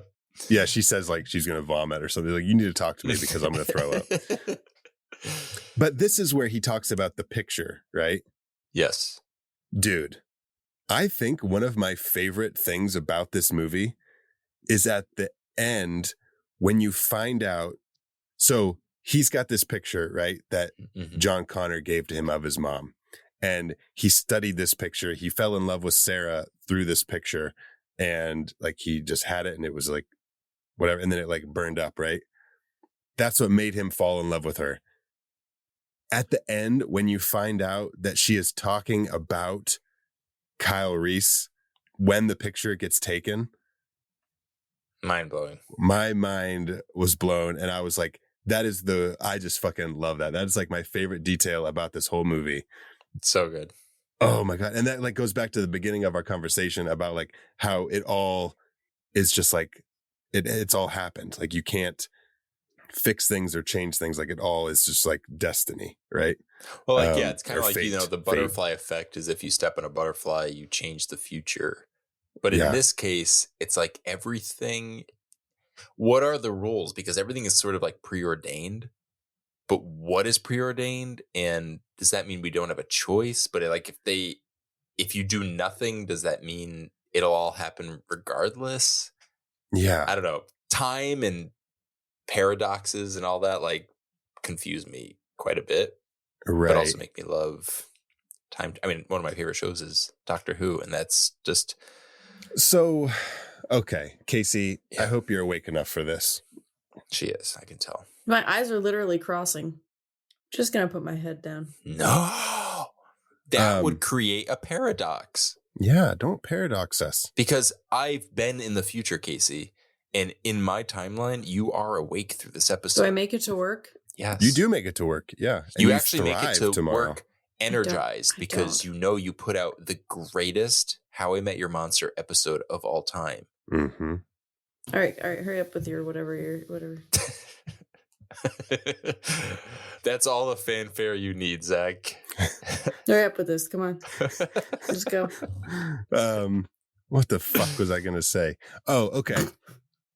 So when talking about this, I'm sure that Sarah Connor, dude, okay. Oh my God.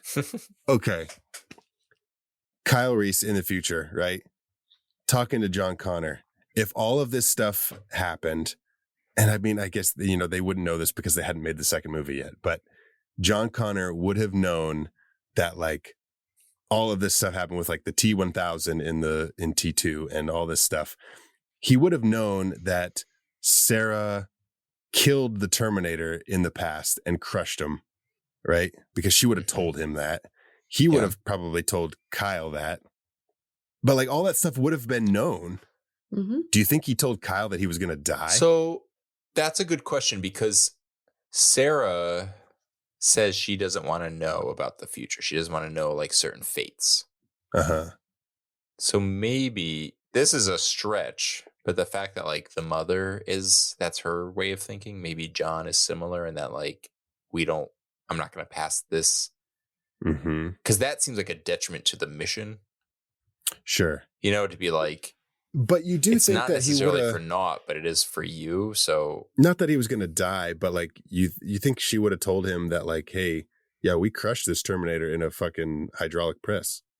Oh yeah, it could be something like you have to be willing to make the ultimate sacrifice for the future to, like, for us to survive in the future. Yeah. You have to be willing to lose it yourself. Yep. Okay. Well, anyways, our 11th reveal is the Terminator trucker. He steals a truck.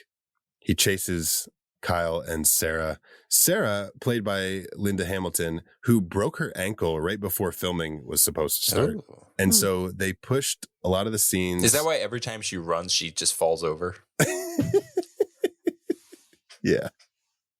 She's like, I can do it, guys. Ah. Just every scene, she just flops over. That's funny.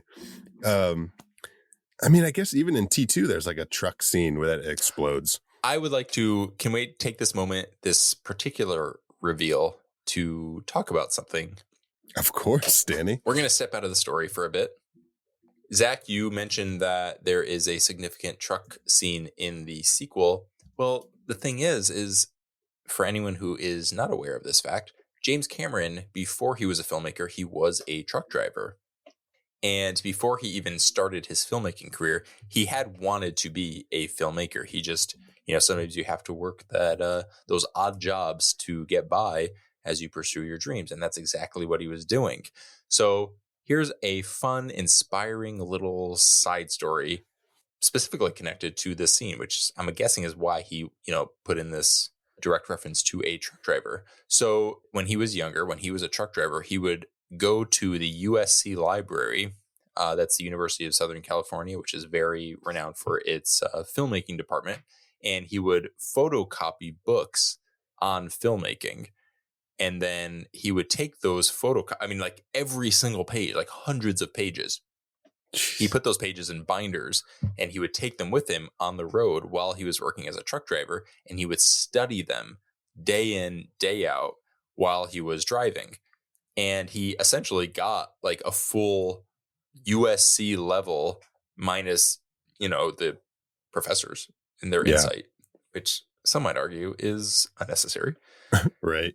And he got a full filmmaking USC level education, which obviously was a risk and a gamble, but it worked because he then went on and he made a short film called Xenogenesis. And then from there, he made a feature film, which we had mentioned earlier, Piranha 2, The Spawning. And then from there, he was able to make The Terminator. Damn. Isn't that crazy? Yeah. It's such like a happy little success story in, like a Hollywood rags to riches kind of story. Yeah.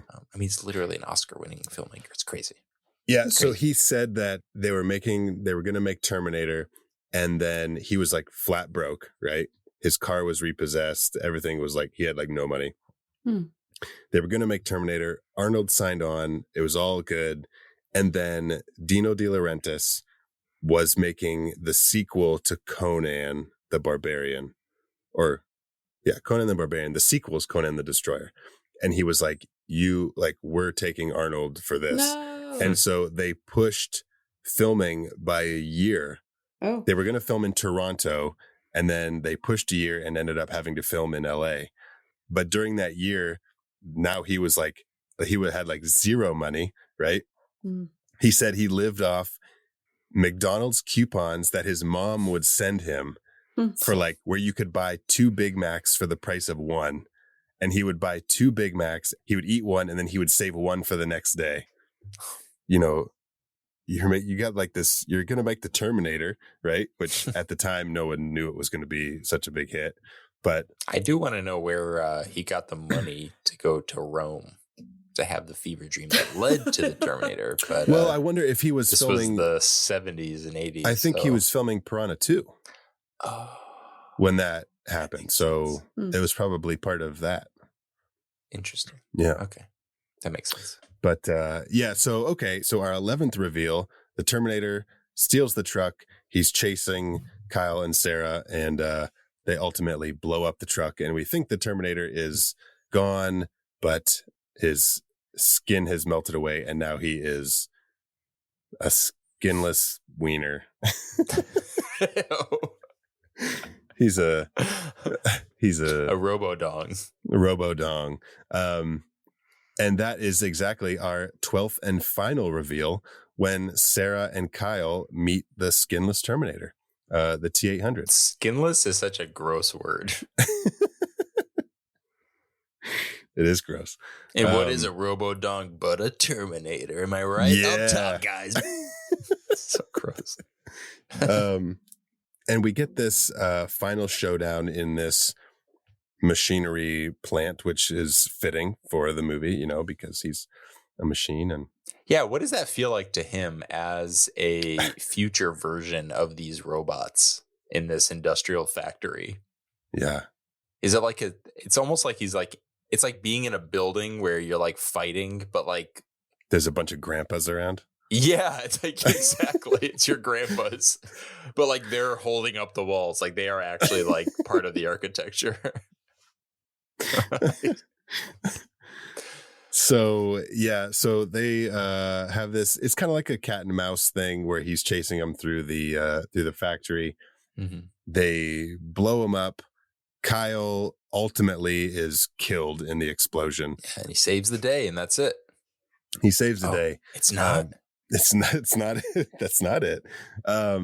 And this was one of like the early visions that James Cameron had for the Terminator of like a half, just like the top torso of a Terminator, a torsonator, crawling after our final girl. And like, there's a painting that he did of a torsonator with like a knife. Then he's like crawling with a knife, kind of like Chucky, right? Mm. But Kyle's dead. Sarah is being chased. Casey, you pointed out like this is where it's truly like a horror movie. Yeah, this is definitely the scariest part for me. Mm-hmm. Yeah. I'm afraid of AI, and like, obviously he was still the robot underneath there, but it is scarier when you can see it all. When you can see the robot, yeah. Mm-hmm. And he's chasing her, and she like draws him through this hydraulic press, and then she finally hits the button and it crushes him. And so that arm that is left out, right? He stretches his arm out and it crushes. That's the arm in T2. Oh my God. I fucking love it. I love it so much. And if you haven't seen T2, which it would be crazy. I'm not judging, but like crazy if you haven't seen it. If you haven't, and this is your introduction to the Terminator franchise, finish this episode because you love us. And immediately go watch T2. It's fucking awesome. And it is so satisfying to watch after watching the Terminator. Yeah. Oh man, there's so many things that I picked up on this that are in the second one. And I had read a book by Sid Field, who wrote screenplay, on his on what he says are like some of the 4 best screenplays of all time. And Terminator 2 was one of them. And it's pretty great. The way he talks about it is like you see so much and you're like, oh man, yeah, this movie is so good. Anyways, perfect sequel, second only to Scream 2. Scream 2 is really good. Another little filmmaking thing that I thought was cool was that when they were filming this, and this is not a traditional way of filming, they set money aside for additional photography because they knew when they got into the edit that there was going to be things they wanted to shoot that they didn't think about at the time. So they set money aside so they could do more photography. And that was kind of like unheard of. But one of the scenes that they shot that they wanted to get that final shot of the hydraulic press crushing the Terminator and like his eye goes out, right? It's like a hazy shot and there's the thing. Stan Winston and them created that final shot. They made the hydraulic press out of foam core and they painted it silver. The Terminator's pieces that are in there are made of tinfoil, and the eye is just like a little light bulb on a dimmer. And then, so like when it crushes, like they just like dimmed the light as his eye goes out. And then the haze, I love it so much. The haze that is in the scene there, where it's kind of like just hazy and smoky, that was somebody off screen blowing cigarette smoke into the frame. Mm. Isn't that so cool? And like, I love it so much. He talked about like, this is Stan Winston. He talked about like how so many shots, special effects shots in this movie cost like tens of thousands of dollars to do these things.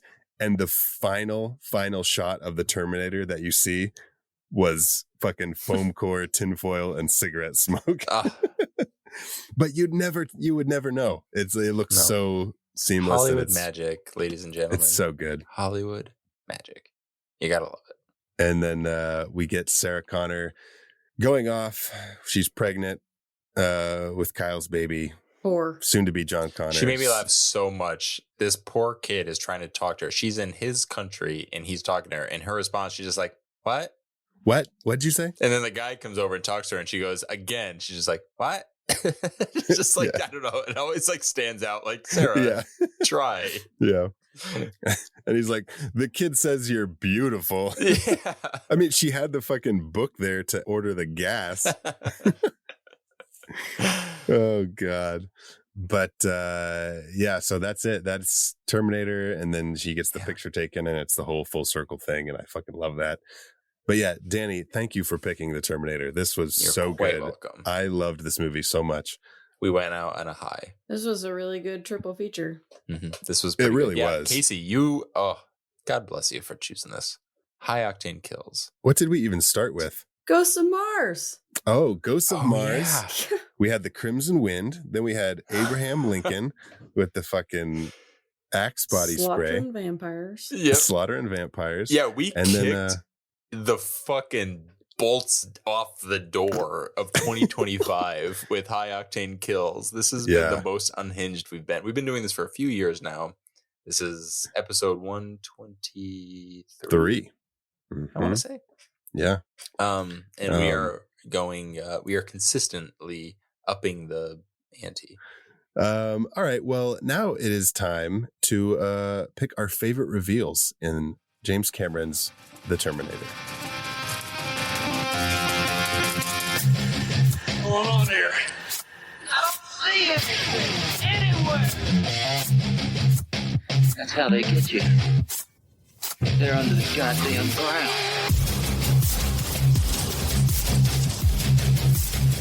Okay, here's what we got. This is a speed round recap of our 12 official reveals in The Terminator. Number 1, Hunter Killer Drones. Number 2, the Terminator travels back in his birthday suit with his swinging dick, swinging happily. Big old butts. We know what Danny's Big old favorite is. dogs. Danny, lock it in right now. Dick Terminator. Terminator Dick is your pick. That's the sound he makes when he has sex. When he's like, I'm in. Number 3, Terminator meets the punks. Number 4, the Terminator terminates Dick Miller. Number 5, the Terminator kills one of 3 Sarah Connors. Number 6, Matt and Ginger terminated. Number 7, Tech Noir Club. Number 8, the patrol officer meets burned Terminator. Number 9, I'll be back / the police station. Number 10, a Terminator infiltrates the bunker. Number 11, we have the Terminator trucker. And finally, number 12, we have Sarah and Kyle meet the skinless Terminator hot dog boy. The glitzy The bot. glizzy, the skinless glizzy. God, fucking. Oh, it's what we haven't had, you guys, on Hot Dog Talk with the boys. We haven't had a robot dog. What's a robot dog? What's a robo dog? A robot hot dog. Yeah, what is a robot hot dog? How would we eat a robo hot dog? It's just a hot dog made out of fucking like machine. Oh, so it's like, wait, can you eat it? Oh, no, it'll kill you. That's a guaranteed death. Oh, okay. Okay, what is your favorite reveal in The Terminator? Danny, this was your pick. Let's start with you. I mean, we know it's the Terminator's dick, but so it is the introduction. I know it's the Terminator arriving in 1984. okay. And the joking, funny response is because of butts and peen. But in reality, I was thinking about this, and I was thinking how, like, sometimes, you know, a thing is so iconic that it becomes familiar and you kind of forget how significant it is. And that's how I feel about this introduction. When we meet the T-800, the monster is vulnerable. The introduction is fairly subtle when you think about it. You know, we obviously have so much more context now, but when we think about, like, when we meet it, it's just this sort of like naked man kind of hunched over. Yeah.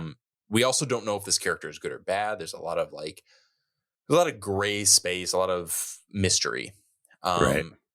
But what we do realize is that this very simple but unique introduction is kind of it turns out to be the calm before the storm. In this case, it's literally before he goes off and kills the punks. Mm-hmm. And I think for that, when you given all the context, given the memorability and all of that, and the simplicity and just that like visual, and then how important this is to the story, I couldn't, even though there's so much in this movie as far as like introductions to the monster goes, like that are so memorable and iconic, I keep going back to this one. Yeah. That like visual of him hunched over naked, you know, like in this weird light with this fog, like it's so iconic. So for that reason, for those reasons, I'm going to go with the T-800's initial introduction to 1984.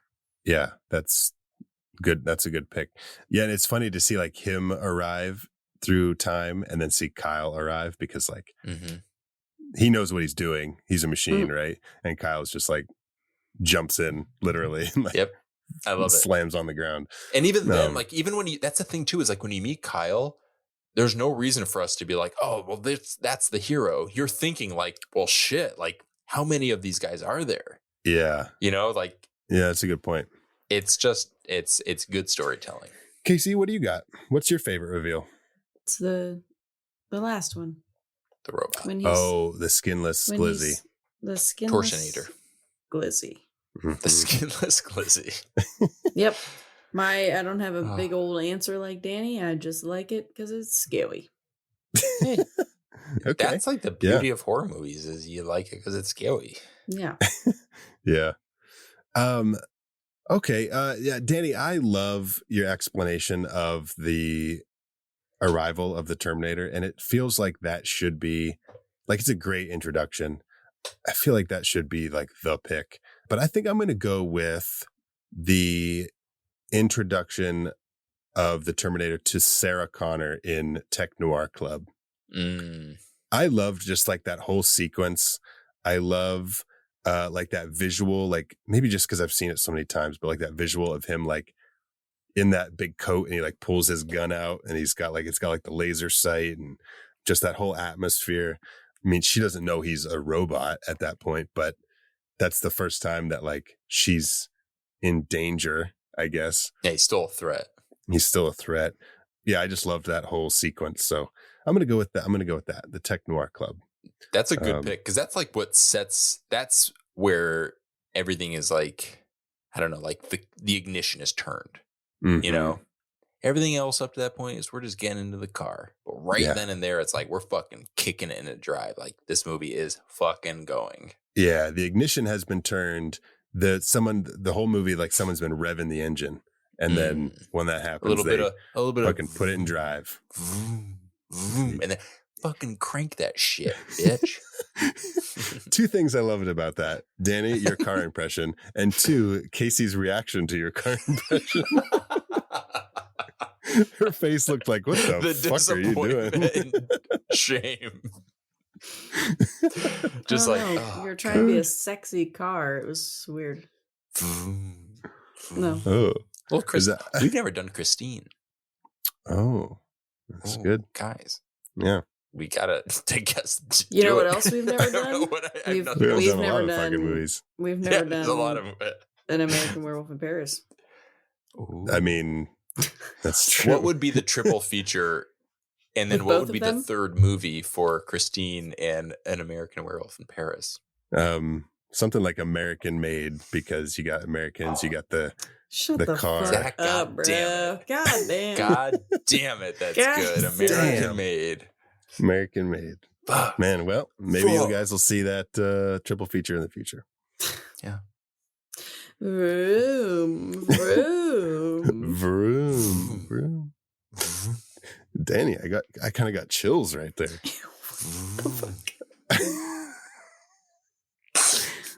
You got a skinless glizzy. No. Did my room give you a skinless glizzy? Boner. Oh no. Oh my God. Okay. All right. Well, now it's time for a segment that we like to call The Real Monster. Run, run, run as fast as you can. You can't catch me. I'm the gingerbread man. You're a monster. I'm not the monster here. You are. You and the rest of that fairy tale trash poisoning my perfect world. Now tell me, where are the others? Eat me. All right, Casey, before you fall asleep, why don't you tell us your real monster?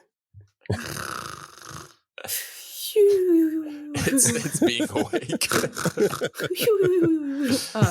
No, it's the name Sarah Connor. Just fuck. Dude, I was thinking about this movie. Like, is everyone in this Terminator universe named 2 first names?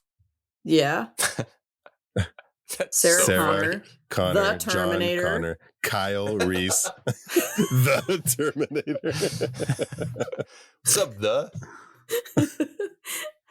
What do you think? Kyle Terminator is a name? Kyle Terminator.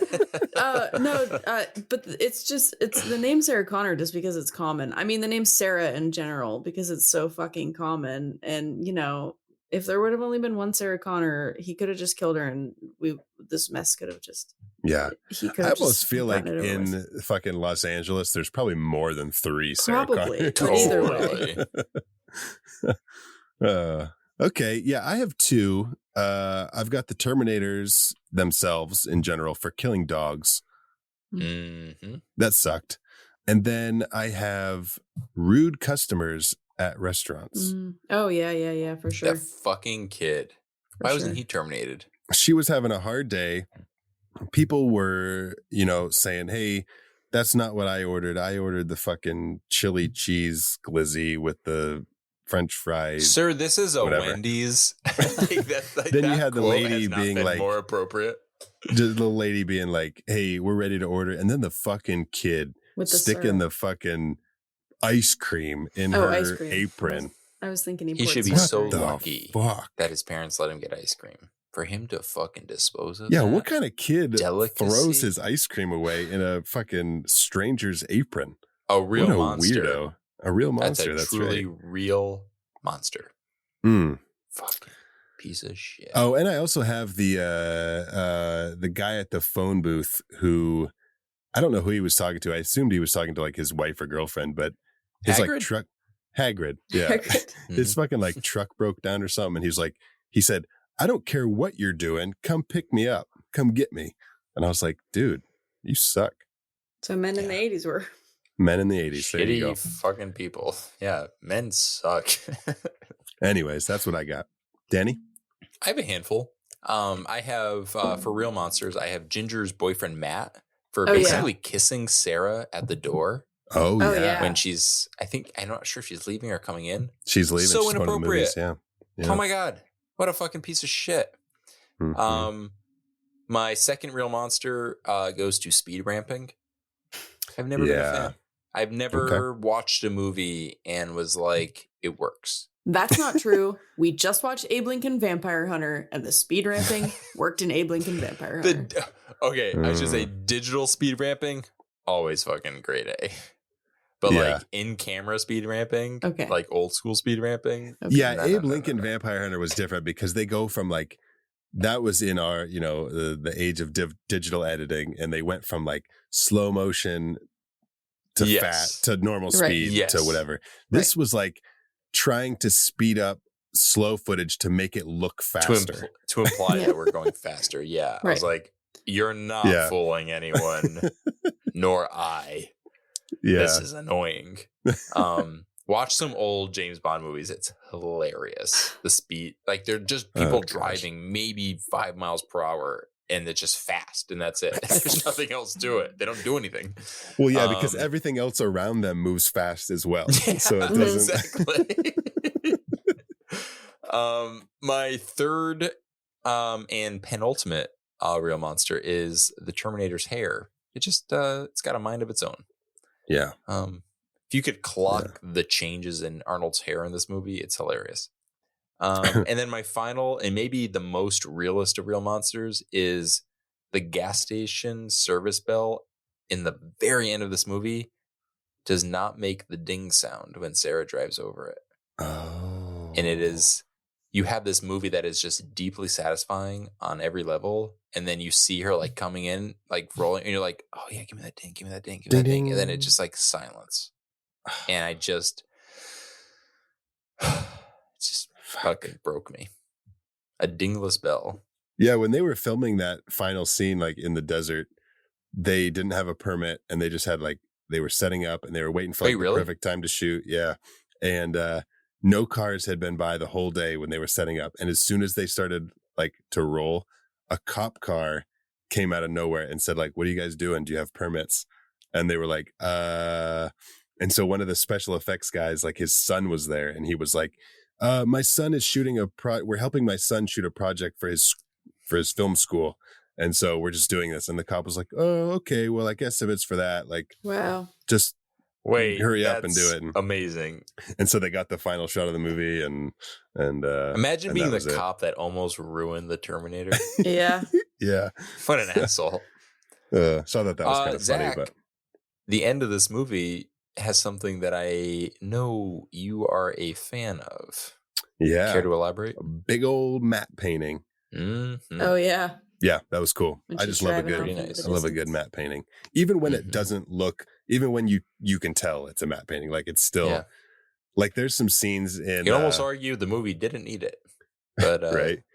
damn, There's was like it some nice. scenes in Nightbreed where they show like Gideon. Is it Gideon? Is that what it's called? Gideon. Never seen And it. I was not they there show for that episode. the cemetery, and when they show like a big wide shot of it, it's clearly like a matte painting, and it looks fake, but it's so satisfying, like in the world of the movie. I loved it. All right, our last and final segment for our High Octane Kills triple feature is: would you survive the Terminator? And here we go. No. No, I wouldn't. Kyle Reese, who is a resistance fighter from the future, had such a hard time killing this Terminator, Yeah, and he knew what he was in for. and he knew what he was in for. I She's like, Jesus fucking Christ. wouldn't stand a chance. Same. So Yeah, my there's thing no was, I fucking was way. saying I would survive only if Kyle Reese came to protect me. However, there is a caveat here. Since I cannot physically carry a baby, Yeah. he wouldn't come to need protect me. you. And for that reason, Yeah. no, I would not survive. He would simply see me, would walk past me, and would not protect me. Damn, we all died. Yeah. Either- I got if I don't get killed by the Terminator, I'm getting killed by that nuclear war that happens in a few years. Oh, yeah. I mean, in the event of the apocalypse, I'm not trying. Oh, I want to be a resistance fighter so bad. No, I'm done. I would be I like give wearing. up. I would like Not interested. immediately. The first thing I would do is find a headband, and I'd be like, put it around. Nope, not interested. This would be the dumbest future to save the timeline that we're in. It's so fucking annoying. Exactly. Okay, you guys, that is it. That's the Terminator. That is our High Octane Kills triple feature. If you guys out there have seen the Terminator, hopefully you have. I'm sure you have. It's a classic. We have. Let us know. We hadn't seen it, but we want to know your thoughts on the Terminator. Find us on social media. We're on all the social media platforms, most of them, I should say, most of them, at How I Met Your Monster. You can also send us an email at howimetyourmonsterpodcast@gmail.com if you want to do it that way. But we want to hear your thoughts on the Terminator, specifically Terminator 1. Let's keep it, let's not get too crazy here. There's people. too many. Limited Terminator to 1. one. But now it's that special time at the end of a triple feature that we get to announce our new baby. It's like a baby announcement. Are you guys ready for this? This is so exciting. Yeah, it's a new triple feature coming up. And with the month of March quickly approaching, we kind of wanted to lean into the luck. The luck of the Irish, eh? We've got a man here from Ireland now. Hello, how are you?